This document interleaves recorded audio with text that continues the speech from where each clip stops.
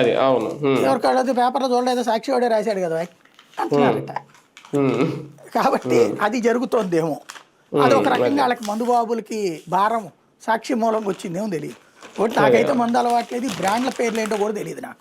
అందువల్ల నాకు ఐడియా లేదు. కానీ ఒక్కటి మాత్రం తాగుబోతులు కానీ, అంటే తాగుబోతులు అనకూడదేమో, ట్యాక్స్ పేయర్స్, ట్యాక్స్ మన పేయర్స్. ఆంధ్రప్రదేశ్ ట్యాక్స్ పేయర్స్ ఎవరైతే ఉన్నారో తమ ప్రాణాలని పడంగా పెట్టి తమ ఆరోగ్యాల్ని డాక్టర్లకు ఇచ్చి ఆ డాక్టర్లని పోషిస్తూ ఇటు తాము ఆ మందు తాగుతం ద్వారా పన్నుల డబ్బులు కట్టి ప్రజలకి సంక్షేమ పథకాలకి నిర్మాణ కార్యక్రమాలకి సాయం చేస్తున్న, నిరంతరం తమని తాము కరిగించుకుంటూ రాష్ట్రాన్ని తర్వాత డాక్టర్లని పోషిస్తున్నటువంటి త్యాగదనులైనటువంటి మద్యం బాబులు ఎవరైతే ఉన్నారో వాళ్ళు వాళ్ళ కుటుంబాలను అనాథలు చేస్తూ, వాళ్ళ బిడ్డలను అనాథలు చేసి, వాళ్ళ భార్యలను చేస్తూ రాష్ట్రం కోసం త్యాగం చేస్తున్నటువంటి ఆ త్యాగదనులు చెప్పాలి నిజంగా ధర పెరిగిందా తగ్గిందా మనకి తెలవదు. అది వాస్తవంగా ఆ మధ్యన మారగాని భరత్ అనుకుంటా రాజమండ్రిలో ఆ ఎక్కువ రేట్లకు సంబంధించి చూపెట్టడం,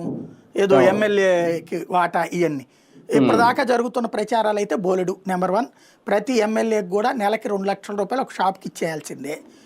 దానికి వారా 30 రూపాయలు 40 రూపాయలు ఎంఆర్పి మీద ఎక్కువ పెంచుకోమంటున్నారు. ఇవ్వకపోతే ఊరుకోవట్లేదు అన్నటువంటిది. కొంతమంది